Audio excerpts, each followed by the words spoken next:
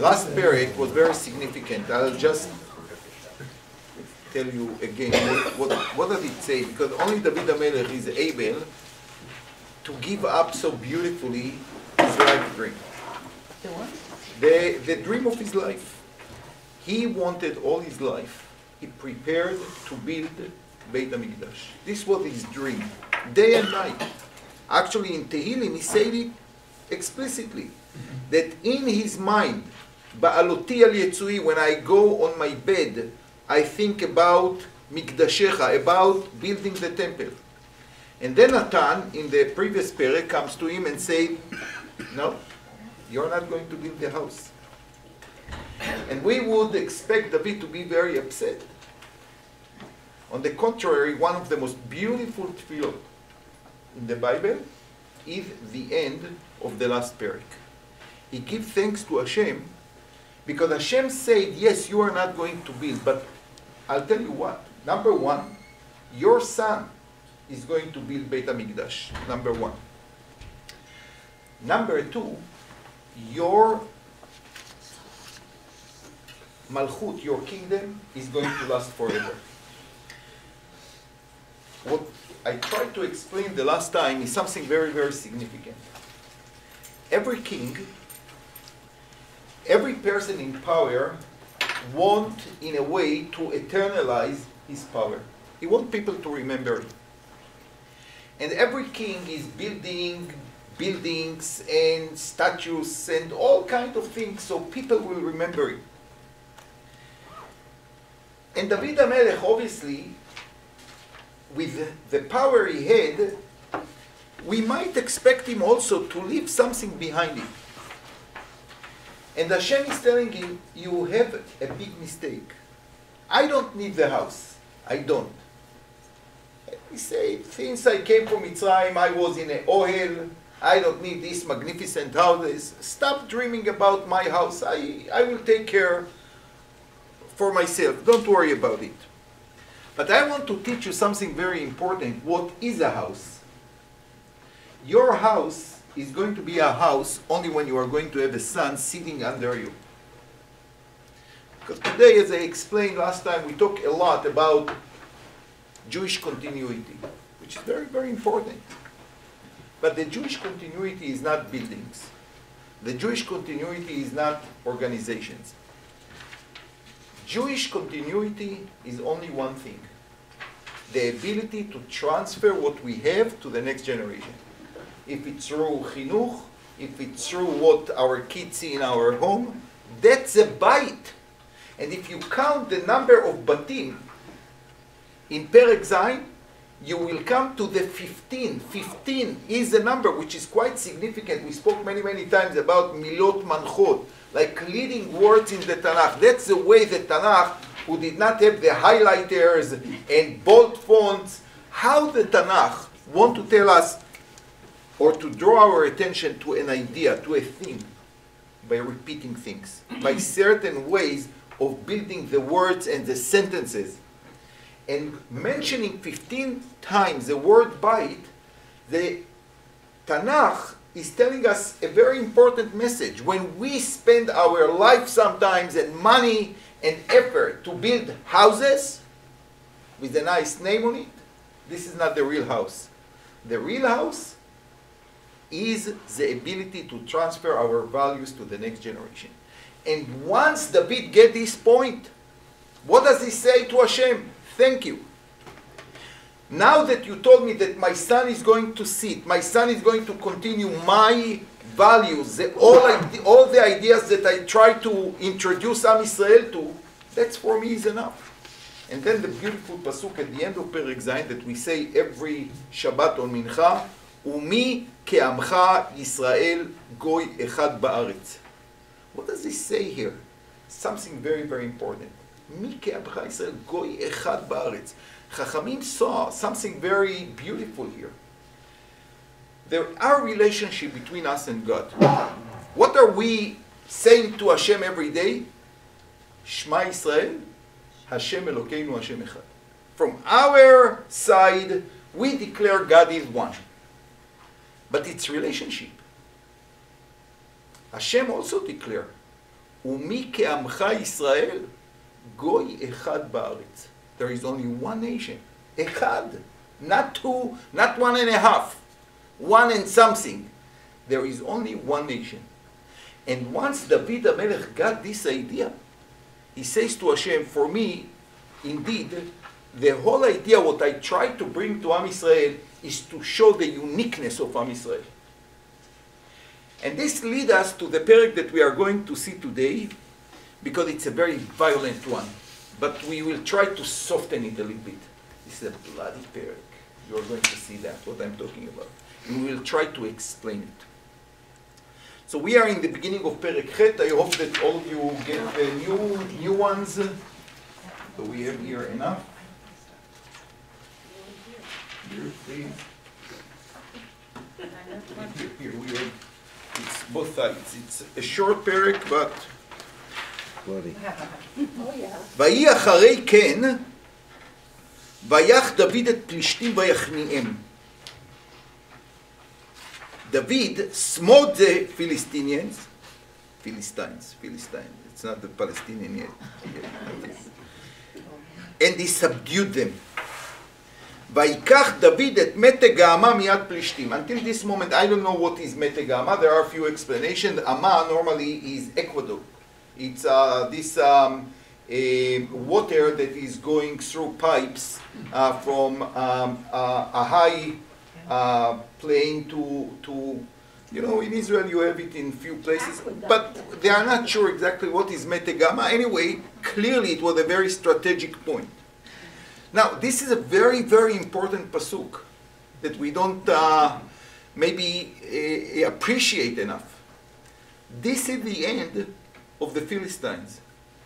Until the time of Achab, they are really subdued. They don't do any troubles to Am Yisrael. Now, if you learn the story about Shaul, that unfortunately we didn't, the Plishtim until this very moment are the most significant enemy of Am Yisrael. Remember, even Shaul died in the war against the Plishtim.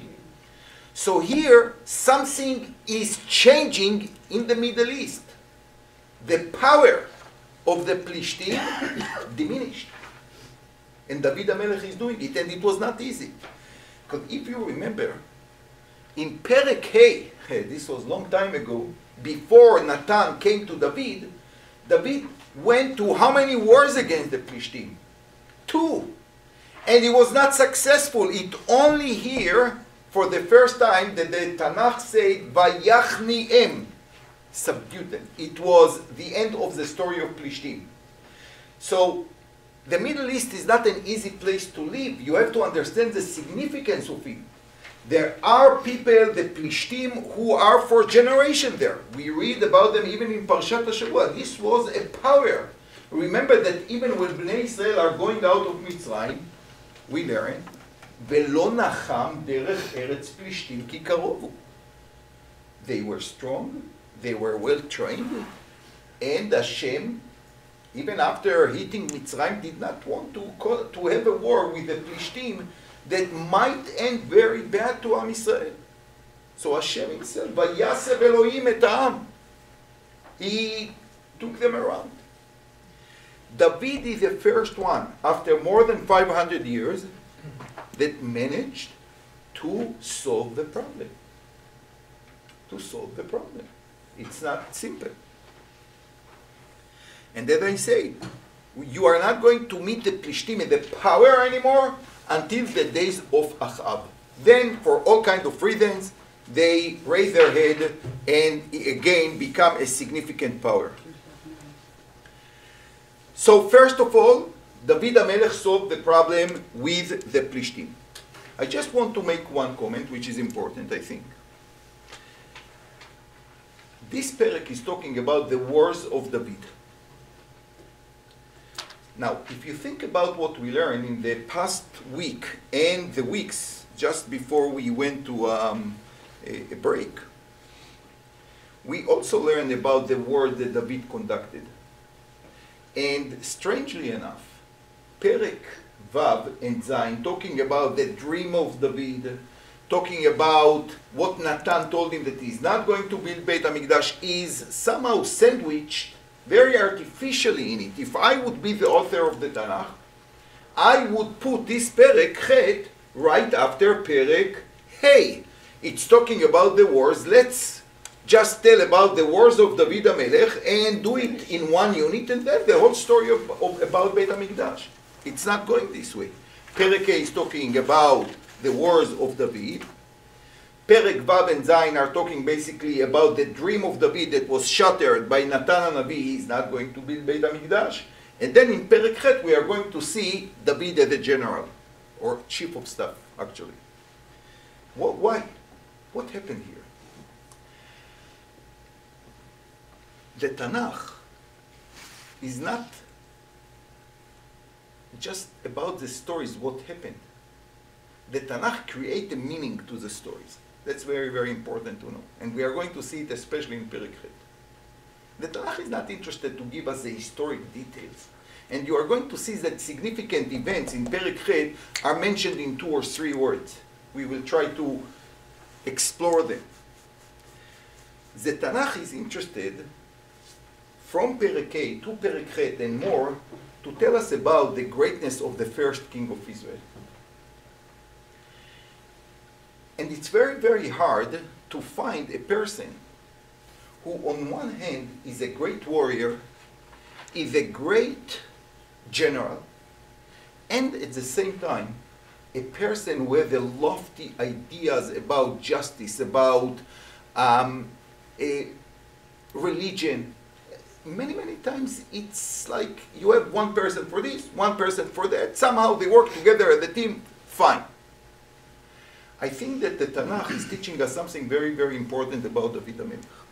In the middle of the wars, he had his priorities right. The priorities were clear.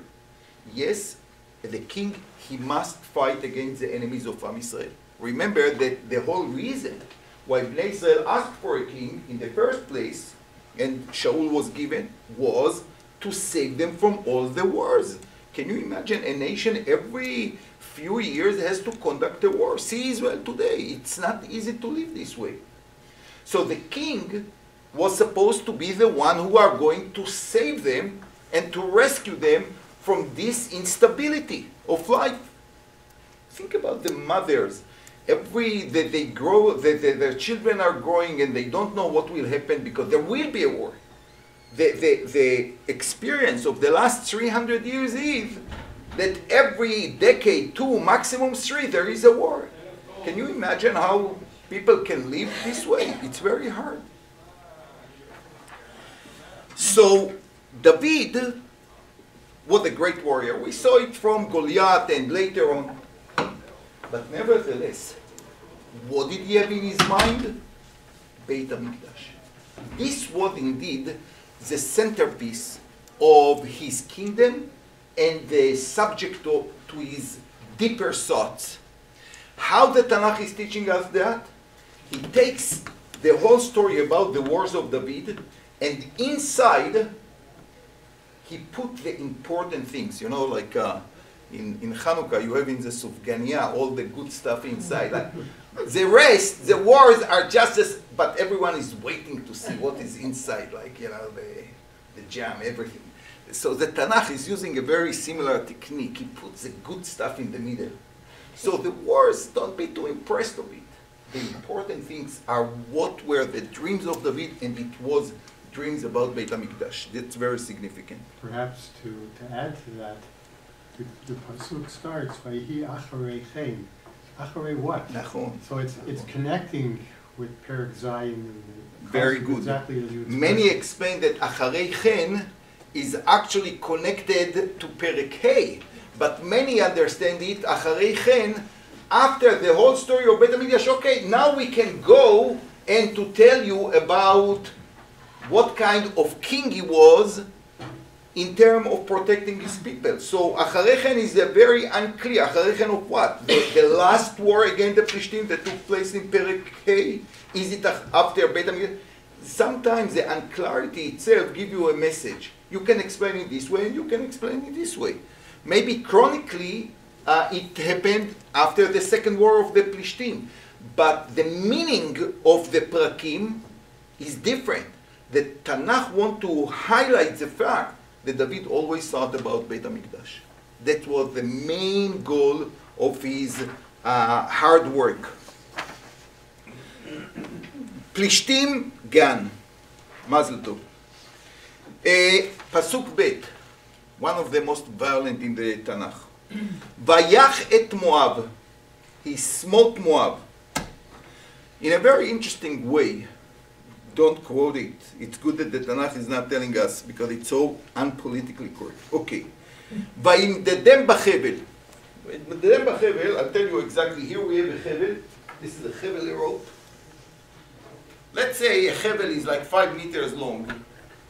He put all the Moabites on the ground. He takes the chevel. From here to here, you are alive. 2 chavalim, kill them. And this way, he killed 2/3 of Moab. Crazy. Crazy. Vayimdadem bechevel, and he said, Ashkev otam arza. He put them on the ground. Vayimaded shnei chavalim lehamit, umelo achevel leachayot. Vatei Moab, so what was left from Moab, leavadim nosei mincha. They became his slaves, and the rest of them just brought taxes to David. And that's maybe he left Seret, because money is still needed. Every king needs money. That's one of the unbelievable psukim in the Tanakh. Why such cruelty? We never saw anything like this. Some people say, you see that? After all, David came from Moab itself. So psychologists say, sometimes when you want to show that you have nothing to do with your history, you became worse than all the enemies of your parents and all of them. You became such a, the guilt or the unpleasantness, I don't know what kind of feelings, I'm not a psychologist, but in order to delete his history completely, he turned to be the most cruel person against his past. Well, I'm not fighting with psychologists, it might be true, but I think that the Tanakh is not telling us stories about this. Any other idea? How David became such a cruel person? And David was not so cruel so far. Remember the story about the Mitzri, the Egyptian guy that he found on his way when he conducted a war against the Amalekites, where the Amalekim threw him in the desert with no water, with no food. David was the first one to provide him with food. And he was Nar Amaleki. He was a person that actually the Torah, according to the Torah, it's a mitzvah maybe to kill.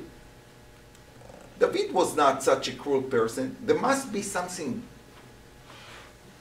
really serious going on here. Well, what he did to Uriah was also pretty. What he did to Uriah was also pretty cruel. Let's do one cruelty at a time. No, we will come. Uriah is going to be a major issue. Something about the cruelty of the Moabites, that they deserve that. Nice. Very nice. I'm impressed. So the Midrash always try to fill up the gaps. You know, the Pshat does not give us all the story. And then they say the purpose of the Tanakh is not to tell us what really happened. The purpose of the Tanakh is to give meaning to what happened. And many times, Chachamim themselves were perplexed by the story. You know what? Every Jew, honestly, like reading this pasuk, what's going on? We never heard about such a selection. I don't want even to use this word, like two, alive, sered not. It's so Chachamim say, and we mentioned it when we learned Shmuel, I think, Perek Chaf or Yutet. When David is running away from Shaul,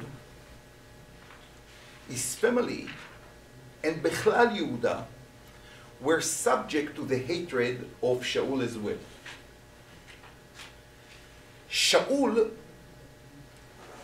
is running after David, but obviously, you know, if you are running after a fugitive and you try to find him, you expect him to be where?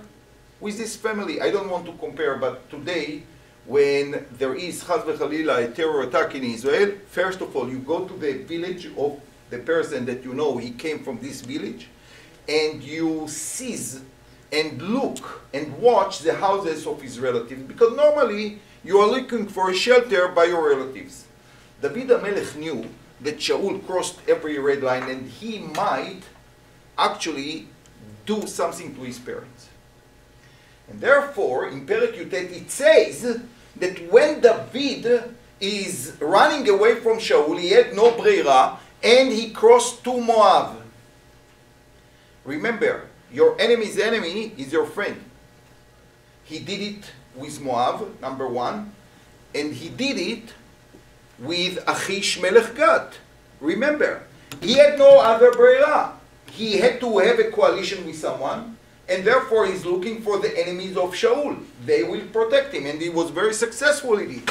The fact is that he's still alive at this point. Why? Because he strategized it correctly. It's like a survival game in a way. You have to think, who is my friend? Okay. Now, however, in the Tanakh, there is no one pasuk that suggests that when he left Moab 3 months later and he went to Midbar Zif, the Tanakh does not say that his parents came with him. The last time that we find the parents of David was when he crossed to Moab and stayed with them. Never again a word about the family of David. Chazal are telling us, the Tanakh is telling us here an incredible story. The reason why we don't hear about them was because the Moabites killed them. You know, your enemy, the enemy is your friend, but the moment David left Moab and went back to Midbar Zif, his parents apparently were a little bit older, until they move and pack, the Moabites killed them. As long as the Moabites could use David, maybe against Shaul, okay, everything is fine. The moment they didn't need him because he already crossed back to Midbar Zif, they killed him. Now, some will tell you that Chachamim had a Kabbalah. Someone told them the story. After all, they lived closer than us to the events. We live now 3,000 years after the events. They lived 1,000 years. Maybe they had the Kabbalah. Personally, I find it hard to believe that they had Kabbalah about these kind of stories, but Chachamim were masters of the text. And they noticed, if the Tanakh is mentioning that they arrived and never left, the Tanakh is telling us a story. If you are a careful reader, what? אני אמרתי קשוגי. Nachon, I wanted to bring the Kashugi case. How did they know that he was killed inside? Very good, that's exactly what I wanted to say. Excellent. No, you should say it out loud. How did they know that Kashugi was killed, murdered in the consulate? Because you have a picture that he entered the consulate, and no one said or saw, or the video cameras show that he left. Something happened there. Well, somebody was dressed like him. You know what? I'm not teaching the secrets of the Mossad. Baruch Hashem, I don't know, and I hope that others don't know. That's normal. But I will tell you one thing. The Tanakh does not have a camera. But when the Tanakh does want to teach us something, he puts the camera and he give us a script of what happened. So we don't see the picture, but we have the script. And when the Tanakh said, find it important enough to say that the parents went to Moab and never came back, this is exactly like the Kashugi case in Turkey it was, right? Yes. That they never came back from there. That's a way of the Tanakh to tell us a story. And Chachamim were smart enough to pick on it. Because if we read the Tanakh, we don't pay so much attention to detail. But Chachamim were masters of text. Masters of text. They, every nuance, every little thing for them is a whole story. And that's a suggestion of Chachamim. That something very personal happened there. And David lived in the Middle East. He lived in the Middle East. And he knows, in the Middle East, words about peace. It's not nice to say it on the day of Rabbin. I think today is a Rabbin day. But words about peace don't go very far. The Middle East have slightly different rules. The rules in the Middle East are the rules of power, unfortunately, until this very, very day. If you are not strong, people don't afraid of you. It's like a teacher going to the worst class. You know this? If you were teachers, you will know what I'm talking about. You go into this chatzufim, people who have no respect, not to their parents, not to their teachers. You tell them that you are sending them to the principal. They say, well, no problem, just let me leave your class. Like it's a worse situation. And the Middle East, the Kita Mufrad, the Chinuch Meyuchad, the whole Middle East, that's how they behave. Look what's going on. You just have to open the newspaper, and I can assure you 100%, things did not change dramatically in the Middle East. The Bnei Ishmael and the people who want to have a settlement in the land, honestly, like what you read in the Parsha, it's not very different from what you read in the newspaper of today, or today in the internet. It's unbelievable. The codes of behaviors are different. And David HaMelech never fell into the trap of peace agreement. Well, we are going to see in a minute, he was respected, but for completely different reasons. Because they knew that you don't mess with him. Not because he signed treaties. There was power behind the treaties that he signed. So Moab, done. They now just taxpayers, which is nice, I guess. Gimel, we go from one to another. ויח דוד את הדעזר בן רחוב, מלך צובה, בלכתו להשיב ידו בנהר פרת. Where is Nahar Prat? Where is Nahar Prat? In Iran and Iraq. David HaMelech from Israel, he's conducting a war on the Euphrates. That's quite significant. It's Syria of today, parts of Iraq, northern Iran. Can you just imagine what's going on here? That's David HaMelech. Now I want to ask you a very simple question. I saw it today in the Encyclopedia of the Tanakh, and I don't think that they understood what they say. Hadadezer was Ben Rehov. What is Ben Rehov? Not that he grew on the streets. He came from the place of Rehov. Rehov was actually not far away from today Najaf in Iraq or something like this. Why he was Melech Tzova? Why he was Melech Tzova? So I saw in the Tanakh Encyclopedia, they explain very simple. He came from Rehov, but he conquered other places until he managed to conquer the significant city of Tzova. I don't know exactly where it is. It's eastern Iraq of today. So we are talking about a person who is a conqueror. We are talking about Syria, Iraq, Iran. As I said, like nothing has changed recently. And he is conquering from a place in I would say mid-Syria, he is spreading to Iraq and Iran. And creating a coalition in the Middle East, I would say very much like today what? Like Syria, Russia, Iran, all this kind, it's more, not exactly the same, but a coalition of forces that have interest in this area. And David is going and hit them.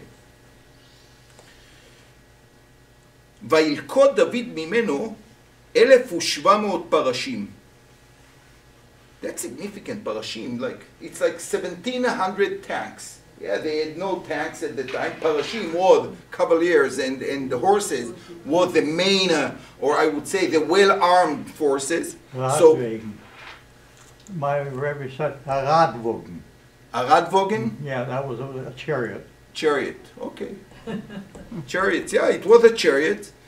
ו-20,000 איש רגלי, which is very interesting because even in modern armies today, that's more or less the ratio between חיל רגלים, the parachuters and Golani and Givati, and the tanks. You have about, like, for 2,000 tanks, you have 10 times more infantry. Infantry. Yeah, infantry. Yeah. Very, very much the same. ויעקר דוד את כל הרכב. He uprooted all the רכבים, which are a lot. It's metal, it's lots of things, and he destroyed them basically. ויותר ממנו 100 רכב. He left aside 100 רכבים. Why to destroy such a good weapons? ויעקר means he destroyed them. He only left to himself 100. What's going on here? Try to enter the thoughts of David HaMelech. What did he do here? He managed to capture 1,700 tanks and horses, horses of the tanks of the day. He managed to take in captivity 20,000 soldiers or so. Vayilkod, you see, Vayilkod. Vayilkod means he captured, right? And he leave only 100 aside. Why? What's going on here? And the Tanakh find it important to tell us this detail. He does not tell us how he did it or anything, but he said at the end, he destroyed everything that he captured, and he only left 100, which is less than, 10% less, yeah, right, 7%. So what's going on here? Well, David is just following the mitzvah in the Torah. The Torah says to a king that he is not allowed to have too many horses. He's not allowed to have three things: too much money, too many horses, too many wives. Okay. Too many wives. The Torah wants him to function. Everyone, what they'll say, why do you do this, why do you do that? He won't be able to function. Especially when they used to marry like all the women from the area, like, diplomatic marriage. Can you imagine something like, you are conducting war against my cousin, against my father, stop it. So the Torah first of all said, listen, don't have too much pressure in your house, number one. But what about the horses? Why not? You conduct a war against like enemies all around. Why shouldn't he have this well-equipped 1,700 horses and chariots? Why not? We have to think why the Torah indeed says that the king should not have too many horses and too much money. Why? Because again we go back to what we spoke again and again. At a certain point, if you have too much power, you start to believe it's my power. It's my power. I'm a good general. I am a good strategist. I know how to conduct the war. It's me, it's me, it's me, it's me. The ego. So the Torah says, you cannot have too much money. You cannot have too much forces. Never ever think that it's your guns and knives and weapons that making the war. Not in Am Yisrael. That's maybe all the nations in the world think this way, not in Am Yisrael. David HaMelech knows. And he knows it firsthand. That it's not about the shirion that Goliath has. It's not about the best weapon that the Plishtim have. It's about the Spirit of God. If you have emunah, if you have you follow the mitzvot of Hashem, let Hashem do the war. He will do the war better than any other warrior. Hashem ish milchama. Hashem shmo, but you have to believe in it. So the Torah says to any king, be careful because it's a slippery slope. Yes, you have to fight, but never ever think that you won against the enemy. It's Hashem. It's always Hashem. You are just a middleman. I just send you to fight my fights, but it's not you, and it's not the army. And the beauty of David, unlike Yoshua, for example, to Yoshua, Hashem said before all the wars in Eretz Israel, He said, when you take them, parsotem te'aker, destroy the horses. We don't see that Hashem instructed David. It was his initiation. He understood it. Why the 100 chariots that he left? The Tanakh doesn't say, but I think that I know what were they. Because everyone who lived in Israel, he knows, in every city, you have like a tank. You have a cannon that in the wars were captured, and they were put in all kinds of places to remind the people the victories. It's for the morale. And I do believe that David did the same. He took it, he put one in Degania, one in Petach Tikva, in Dan, in Be'er Sheva, in all these cities, to show that Hashem made this fight. That's how I envision why he left these 100 chariots. Not to fight, but to people to remember, to see who did these fights.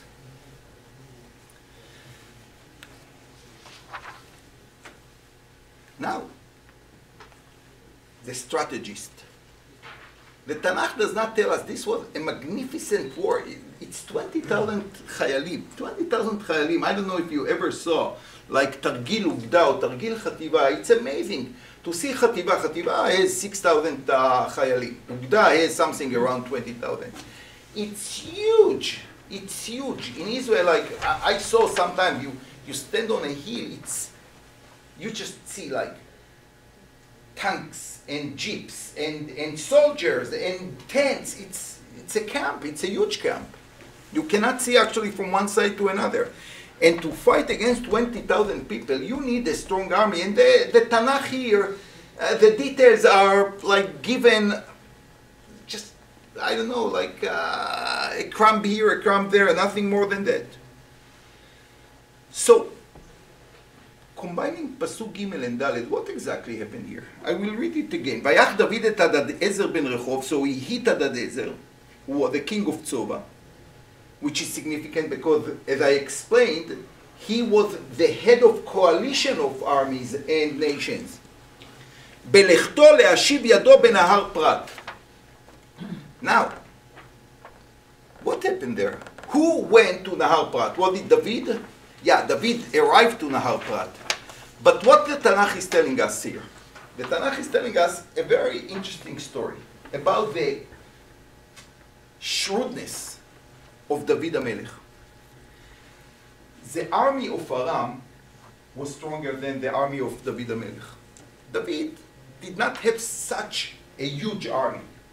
But remember David. David was a person who knew that it's not about the number of soldiers. He himself, this little guy, managed to kill Goliath. He told Shaul, if you remember then, that he was the person who killed the Ari and the Dov, which are clearly stronger than him. But he knew how to do it. Remember, he held his beard and managed to actually, in the most dangerous situation, to overcome the Ari and the Dov. And the same is happening here. David is waiting for the right moment. He hears that the conqueror, Hadadezer, is moving towards Nahar Prat. That's a perfect situation. When the army is in the other forefront, David HaMelech says, this is the time to attack. He's going to Damascus, which is next to Damascus of today. Hadadezer and his army are on the east, closer to Iran and the eastern side of Iraq, and he takes over the whole place, the whole territory of Hadad ben Ezer. Here, let's see what happened in Pasuk Hey. ותבוא ארם דמשק לעזור להדדעזר. Aram is not far away from Iran of today, northern Iran. ויח דוד בארם 22,000 איש. They hear that the head of their coalition was attacked by David. Now, he himself cannot attack back because his army is away from the area of northern Syria. So they hastily arrange an army to fight David HaMelech. Too late.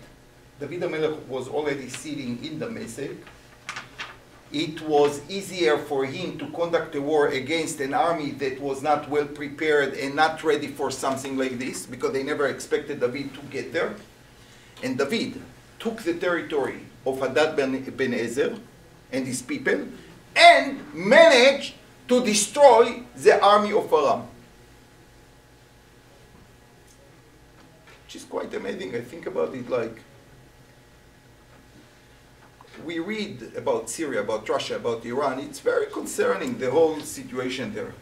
But when you read this psukim, you see that sometimes the political difficulties, challenges can turn around to be your benefits. That's what David understood, which is unbelievable. Yes, it was stronger than the kingdom of David, with no question. Aram, we are talking here about like 3-4 armies, and well equipped.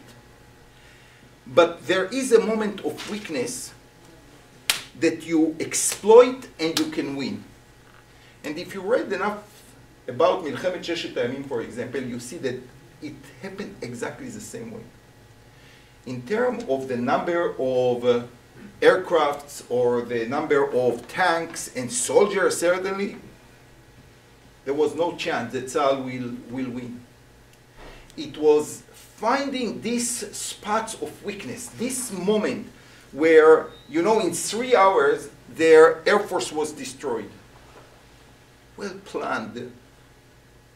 You know, if you read Michael Oren, it's very interesting how they did it. They did it in a time where they knew that the pilots are changing shifts. And they were not ready for these 7 minutes. Only 7 minutes.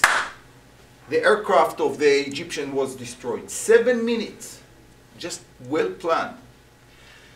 So we can say, wow, kol hakavod letzahal. This perek is teaching us, yes, of course, David HaMelech did the wars, but there is like a conductor of the orchestra behind it. That's the story here. So David managed to destroy this coalition of Hadad ben Ezer and the people of Aram. Immediately, what David is doing, he knows this is a very important area. Vayasem David nitzavim be'aram Damasek. He put their posts and made sure that Damasek, such an important place, is staying under the territory of Israel. Sipuach קוראים לזה. Annexation, yeah. ותהי ארם לדוד לעבדים נושאי מנחה. Again, now you have another source of income. And remember, to build a house like Beit HaMikdash is lots of money. Lots of money. And you need, for a project like this, like people to bring you the money. וישע השם את דוד בכל אשר הלך. Everything he did is just like Hashem was with him. You could see it so clearly. Well, I left something about Moab that actually I wanted to follow what you said. Maybe I'll talk about it in a second.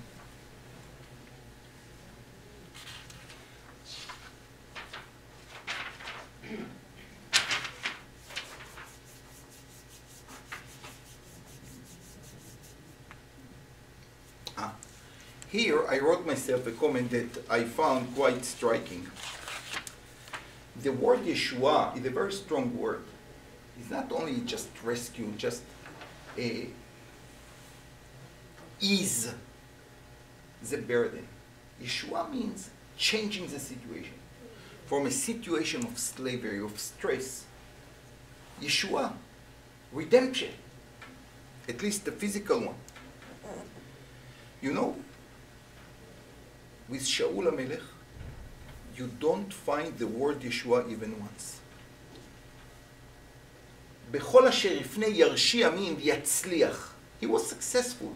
But the word Yeshua does not appear once.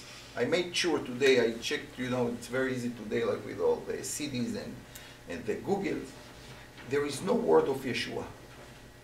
By David HaMelech is the first one, the first time that you have an idea of redemption, changing the situation. It was not anymore just like, okay, for now they had some relief, they don't fight with their enemies. No, it was like a whole nation feel the redemption, normal life of a nation in a very difficult area.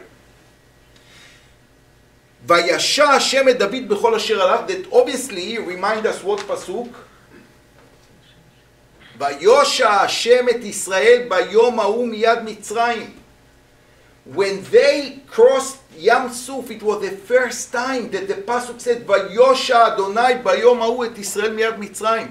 They felt for the first time this feeling of people who leave the camps, that they don't need to report and to do and to work for this regime. This was the first time. And after hundreds of years, the word Yeshua appears here for the first time, because for the first time, Bnei Israel felt this feeling of like liberated from all the stresses around. ויקח דוד את שלטי הזהב אשר היו אל עבדי הדזר. So they was a very nice army, and they had the שלטי זהב.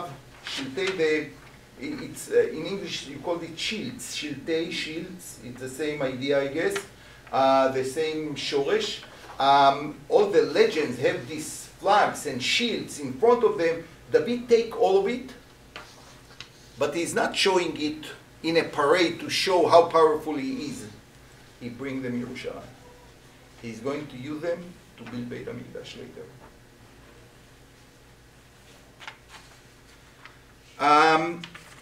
Okay, now we have 5 minutes or so. I want to talk again about Moab, the story of Moab. So we saw so far the following. Number 1, psychological explanation. He wanted to remove all connections to his past history. He came from Moab, he came from Ruta Moabia. Okay, no. The other one is that he settled the account. They killed his parents and his family. He will show them. But I want to talk about another one. And this is something that we many, many times say in Tehillim, especially in times of stress in Israel. The Pasuk says the following, and I'm sure that it will sound familiar to you, and this time we will try also to understand a little bit better the Psukim. It says, כי הנה אויביך השם יאמיון ומסנך נשאו ראש. Normally when things are very stressed in Israel, this is a mizmor that they say, mizmor Pei Aleph in Tehillim, which Pei Gimel in Tehillim, and it says that your enemies, Hashem, raising their head. אמרו לכו ונחידה מגוי ולא ייזכר שם ישראל עוד. They say, how they fight against Hashem. You cannot fight against Hashem. So you fight against the messengers of Hashem. You try to kill the messenger, Am Israel. אמרו לכו ונחידה מגוי, we are going to annihilate them. לא ייזכר שם ישראל עוד. You think that only like the Iranians said, we want to wipe Israel off the map? It's like, it's an old story.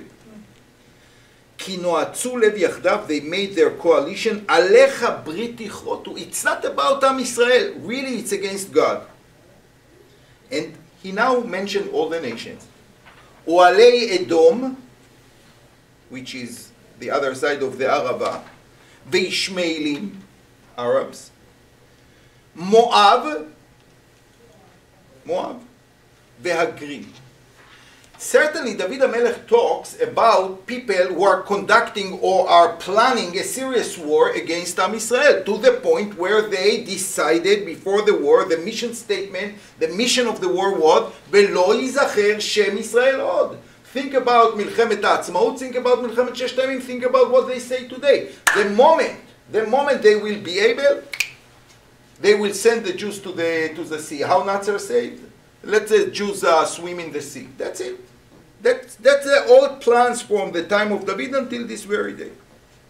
And what he said, Aselem Kemidyan Kesisra. David mentioned all the ancient war that happened in Am Yisrael, and he asked Hashem that this time they are going to suffer as all the generals, the enemies, that tried to do it before. What war David HaMelech is talking about here? David HaMelech is talking about a fact that Oalei Moab, Agrim, Bnei Ishmael, he talks about something that is happening. In the time of Shmuel, in the time of Shaul, there was a war like this. The Tanakh itself does not elaborate over it. The Tanakh just says that Shaul conducted a war against Moab. It doesn't say what happened there, what was the background of the war. It just tells us that, among other things that Shaul did, he conducted a war against Moab. The pasuk, and I copied it, ושאול אחד המלוכה על ישראל, וילחם סביב בכל אויביו, במואב ובבני עמון ובעדים ובאדום ובמלכי צובה, מלך צובה, ובפלישתים. So David is not the first one to conduct a war against all these bandits. It started already at the time of Shaul, but Shaul was not able to close, to conclude the war. It was David HaMelech that came later, a generation later, and he concluded the war. So David HaMelech is talking about a situation that we cannot read directly from the Tanakh. That Moab and Ammon, our cousins, remember they came from Lot. We are going to read about it this coming Parsha. At the time of Shaul, they say, לכו ונכחידם מגוי, ולא יזכר שם ישראל עוד. If you connect this perek in Tehillim, that is not clear when it was said. Clearly David saw a situation where nations in the east tried to annihilate Bnei Israel, ולא יזכר שם ישראל עוד. And as I said before, when it comes to Ammon and Moab, things are much more serious, as the Torah itself says. You know, Amaleki, a Nazi who wants to become a ger, he can become a ger. The Torah says, no problem. Moab and Edom, never. Moab and Ammon, never. And the Torah explains, when Bnei Israel came from Mitzrayim, you know, be a mensch. Am Yisrael never asked them to give free water and bread. They are going to buy it. If you have a catering and 3-4 million people ask you to provide them for a few weeks with food, you know what? You can retire early. Honestly, like 4 million people, they said, we are going to pay. And what they say, לא תעבור בארצי, פן בחרב אצא לקראתך. We don't want you around. The Torah says, what? Abraham saved your, forefather, Lot. You were saved only because of Abraham. What do you think? That Lot was such a tzaddik? He came to Sodom. I saved you because of Abraham. Abraham risked his life to save Lot when he was taken in captivity by the Arba Melachim. You disgusting people. Now you have an opportunity to pay something back to help the Jewish people. And you say there, and you say, Pen b'cherev etzeh likratecha, people like you, Hashem does not want to come any close to Am Yisrael. This is against and the opposite of anything which is Jewish. We Jews, we give, we like to share, we care about tikkun olam and tikkun everything. Every time that the world needs some repairs, you will find the Jews. Even it was in the communism, they thought the world is going to be so good. Jews. Now tikkun olam, Jews.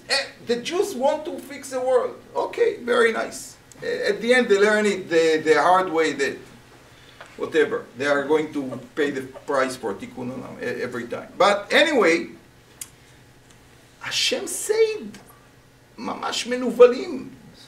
You don't help people that you should help. We don't want you any close to Am Yisrael. David HaMelech sees Moab and he says to himself, these guys, the moment they will be able, we are not going to be around. They'll kill us. What? They'll kill us. They will kill us.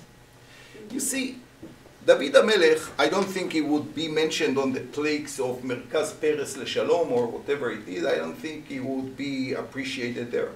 But David HaMelech knew better what the Middle East need.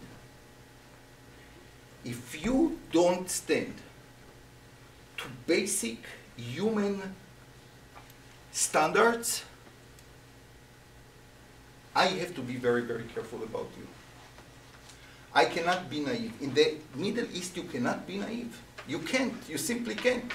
It's a dangerous game that might end, simply with your life. You cannot be naive. You cannot trust anybody around. And therefore, David said, I want to make it clear here. We are going to stay here. I build my kingdom. Anyone who has this thought in his mind should think twice. And he showed it the hard way. And you know what are the results? The results we are going to read next week. What happened then? I'll tell you. In Pasuk Tet, there is no like the at the time to say Israel, you're like, in North Korea, such a nice country, and the Arab countries, they treat their people so nicely. Only 500,000 people were killed by their brothers in Syria. But always, who is the villain of the world? Of course, the Jewish people. Okay. So, this time, Baruch Hashem, the apparently was not heavily sponsored by the European Union. So, Vayishmat To'i Melech Hamat, Ki Yika David et kol chel ad hadezer. It doesn't say David such a righteous person, I like him. He heard, and he internalized what happened here. There is a power here. Vayishlach To'i et Yoram bno el HaMelech David, lish'olo leshalom, ulevarcho. You see how you reach shalom in the Middle East? If you are strong, if you are powerful, if you make clear that you are going to stay here, then the people around you appreciate it. And then they have shalom treaty with you.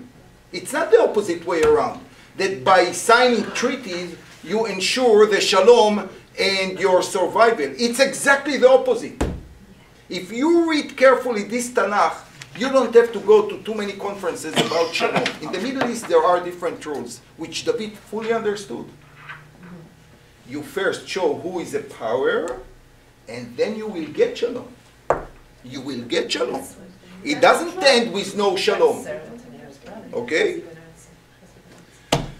In this happy note, yes, please. I think we should collect this and then put it away in the... Put it in